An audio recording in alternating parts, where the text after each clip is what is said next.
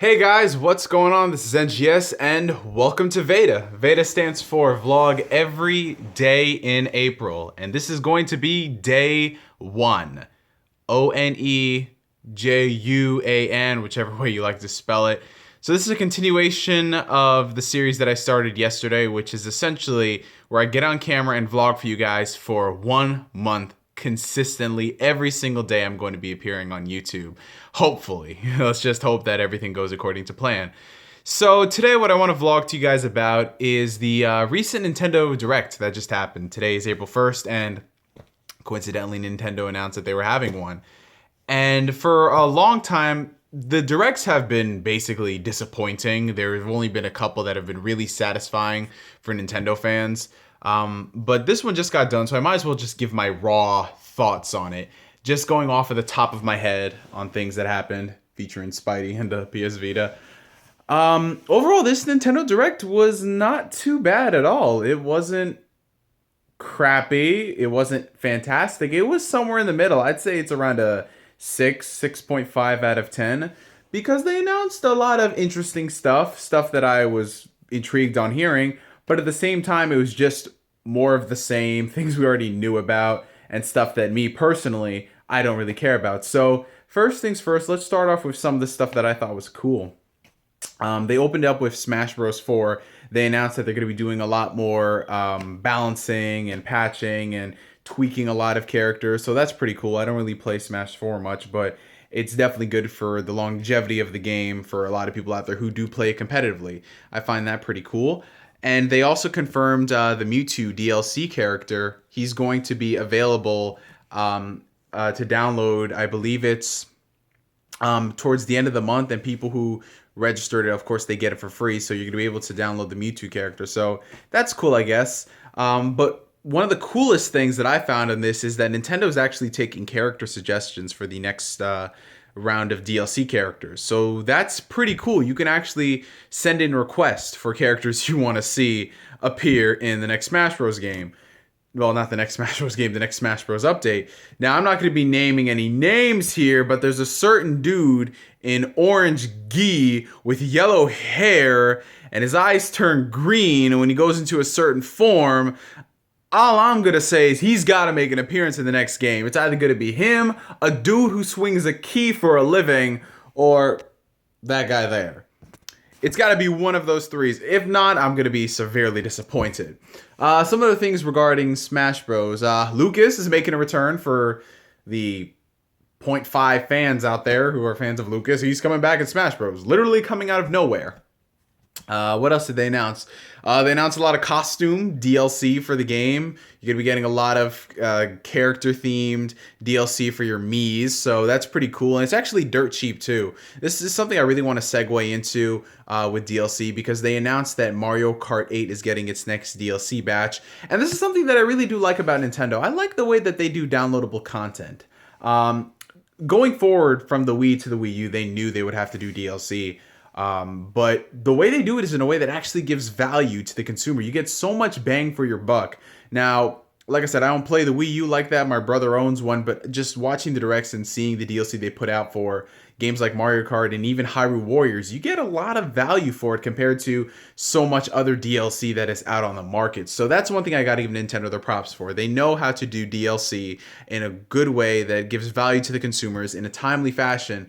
That, unfortunately, is the only thing they know how to do. The only thing Nintendo succeeds in doing is something they put out that you have to pay for. So you got to pay for it, and that's when it's going to be good. They're online, on the other hand, it's free for a reason. So it's like, you can't even say it's like the PS3 of this gen, because PSN had competent online last gen.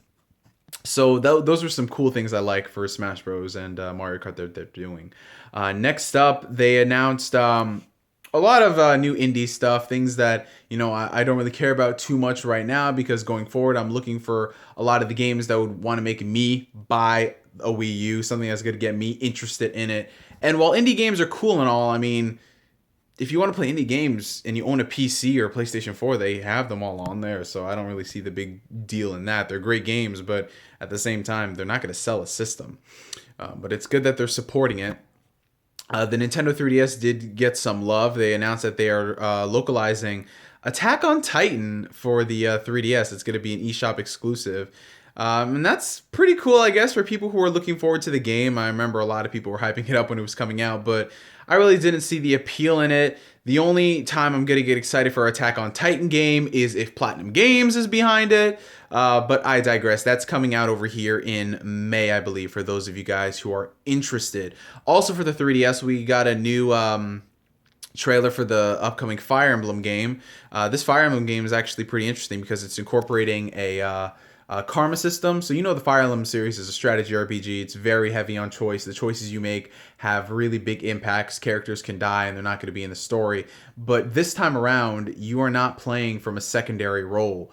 Your character is going to be the main protagonist in the game. So that's actually pretty crazy. That's definitely going to be because it's one thing to be, you know, a secondary character looking in onto the story of the main characters, but to be the main character where your actions are gonna play a role in what happens in the story, that's gonna be pretty cool to see Nintendo do that. And it's not gonna be just the generic, oh, you have two decisions here, but they really don't have any real impact at the end of the day. No, there's gonna be like different gameplay styles and changes depending on what route you go. So that is awesome. It sucks that we're not getting the game till 2016.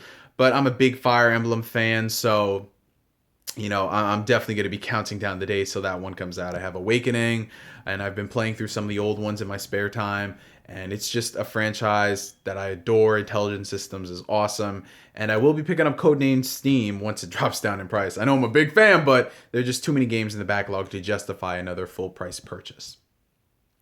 So, moving on from that, since we're on the topic of Fire Emblem, we might as well discuss it. Shin Megami Tensei Cross Fire Emblem has been revealed. Yes, guys, the game that, oh boy, we honestly didn't think was actually going to be coming out. The game we all thought was vaporware. Well, it actually still exists, surprisingly. And it's very, I don't want to say it's different from what we expected because we didn't see anything about the game outside of a teaser trailer with silhouette cutouts.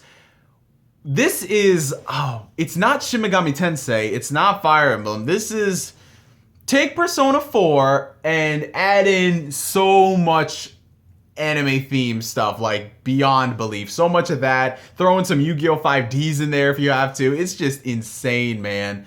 You know, they really didn't show too much about the game itself. You know, it did have some anime cutscenes and some gameplay was visible there, but we don't know so much about the game. We're probably gonna have to wait till E3, but I mean, if it's different, definitely. It's not what we expected going into it. So I'm going in with an open mind, but it does seem very weird. I mean, I play a lot of Japanese games. A lot of people think those games are weird, but this just that's just a totally different vibe. Because when you're thinking Shin Megami Tensei Cross Fire Emblem, you're expecting a consistent tone. This, nah, bro, not even. But we'll just see about that. And that is apparently supposed to come out this year. I don't know if they're going to push it back, but we'll just have to see about that. And those are basically all the major highlights and things that I liked out of this Direct. They did announce some useless stuff like Amiibo. I don't care about Happy Meal toys. I'm sorry if they have use, but I don't care about Happy Meal toys. They announced that. There are more Amiibo in production now, so that's good for those of you guys who are collecting it, so you won't have to worry about that. They announced more stuff for Mario Maker. Again, it's something that they should have done last generation, something that fans have been doing for the longest time, but there you go. They also have a new Animal Crossing thing called Interior Design where you can design your house. Now, the problem with me in Animal Crossing is that I can play it for like 20 hours straight. However, if I stop playing it for a day, I just can never go back to it. Like, to give you guys an example, when New Leaf came out, I played that pretty consistently for like a couple weeks. And then I stopped playing it, went back to the game like 6 months later. My town looked like fucking Detroit. I don't even want to sugarcoat anything, guys. It was just that bad. So I'll probably not pick that up. But yeah, there is definitely stuff to play on the 3DS. You know, 3DS is the one Nintendo handheld where they just nail it on so many fronts, with the exception of things like unified accounts and, you know, cross-compatible games and all that stuff. But as far as game library goes, they always, you know, hit home with that. The problem is Wii U really didn't get too much love. I mean, we got like the things we already knew about, but you couldn't announce anything new. Obviously, I think they're trying to save that for E3, but at the same time, you got to give people some hope because you don't have third party. You have like 4 to 6 month droughts of games in between each exclusive. You know, that's pretty major. So I don't really see what they're doing with that. We'll just have to see what happens with that. But overall, it was a pretty decent Nintendo Direct. I am not going to deny that at all. There was definitely some interesting things. So it's worthy of a 6.5 out of 10. It wasn't good. It wasn't great.